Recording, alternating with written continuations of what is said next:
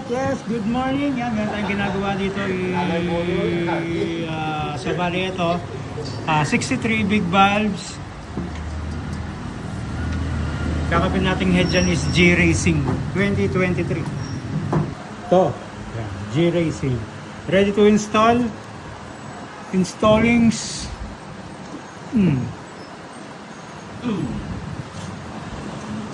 Ayan. G-Racing and JBT Block 63mm.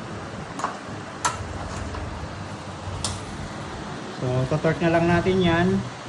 Tapos valve flash.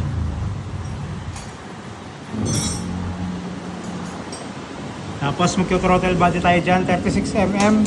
Bali naka-ECU to. Pero papaandalin muna natin sa stock pipe, pansamantala. Stock pipe muna. Yeah. So, kukumpletuhin na lang to, then papaandalin na rin kagad natin. So, may kasunod dyan, eto. Nasa bali ito, rebuild tayo rito, rebuild. So, bali 63 big valves naman to, gagawin nating 66, tapos 22-25 ang head. Yoro! It's alive eh! Hybrid na rin! Yeah. Ito lang narinig dyan.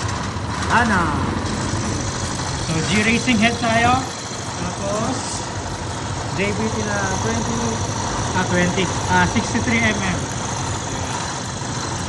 RC Mini X sa kanyang ECU. So, yan, okay na. Na-tune na natin. So, ready to uwi na si boss. Ay, hindi ko lang mapakita yung motor. G-Racing head, JBT 63mm, 36mm sa ating throttle body. So next, eto na. So bali 200cc to na naka TRF.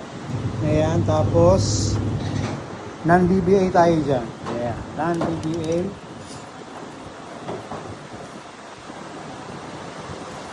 Pwede na salpak to. Sa valves nga pala natin is 22-25 yan.